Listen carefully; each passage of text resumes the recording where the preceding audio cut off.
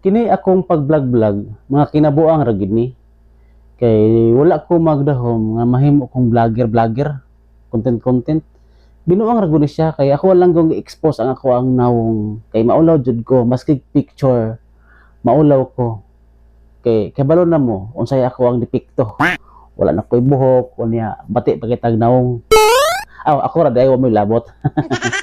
Bitaw. So karon na realize nako sa tanto na kong upload og video kinabuang nalingaw mangug ko, malingaw ko mulantaw sa akong mga video, murag nahimo lang pud siya nga stress reliever nako. Unya sa tanto na kong upload og video mukatawa ra pud ko sa akong video baski wala nagkadimao, dakan kay kong mga sayop mga spelling dia samot na. Unya karon sa akong kalingaw na-invite ako sa content monetization ni Meta. So karon na realize pud nako nga kung kaluyan sa Ginoo maka-income ta aning Facebook, ang Ginoo man ginagbuot, di ba? Ang ako pong gusto nga ako ra po na siyang itabang sa mga tao nga mas deserve tabangan. Ako sa ako personally tabangonon jud ko kay pobre man sad ko, labi na akong pamilya. So ang ako lang ba gusto nako pa ma-expand ang tabang, no?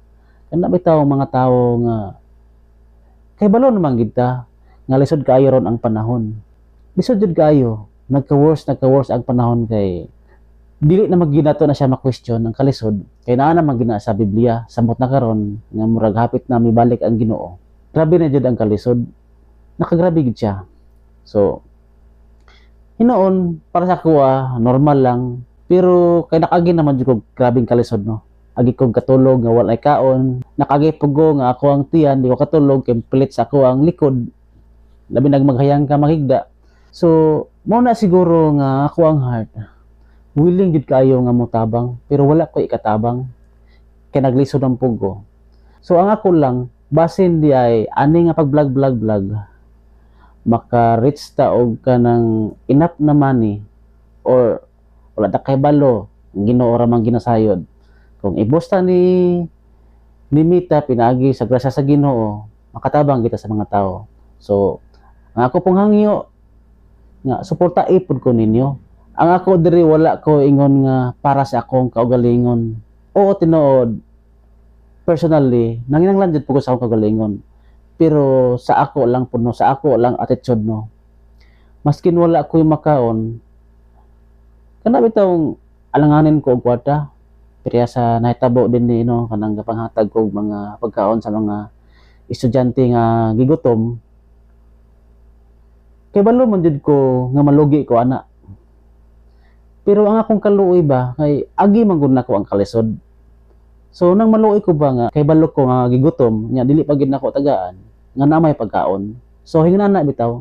So ginagmay lang na siya. Muna nga ako ang gusto nga ma-extend pa nga daghan ba tang gustong matabangan dili lang kay anang mga gipanggutom.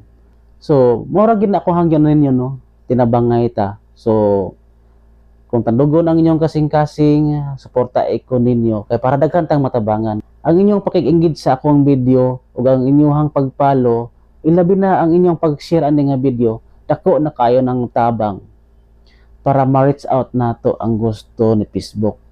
Para daghan tang tawo nga matabangan. Wala ko nangandoy nga madato ko. Ang akong pangandoy nga mahimo ko nga maayo nga impluwensya ngadto sa uban. Nga mahimo kong blessing ngadto sa uban.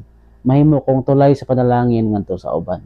So pasaylo ako ninyo kung ang akong mga video dili man gid maayo nga ban wala gid nahimuot. Kung nasayop man ko pasaylo ako na ninyo, kung ibas ko ninyo naragi na ninyo. Kay ako wala ko idaotan nga intensyon din sa Facebook. Ang ako lang nga nalingaw ko sa akong kagalingon, nara ninyo kung nalingaw ba pud mo. Mao na nga makita ninyo sa akong video nga ako walang naong ang ako ang mga depekto sa ako ang ulo, sa akong pagkawalay buhok, sa akong pagkaupaw, mura na gihimo na akong pakatawa. So I hope nga magtinabangay ta para daghan tag matabangan kay kabalo gid ta nga daghang kayong kalisod karong panahon na. So kada lang God bless og I hope nga ang Ginoo magapanalangin sa atong tanan. Bye-bye.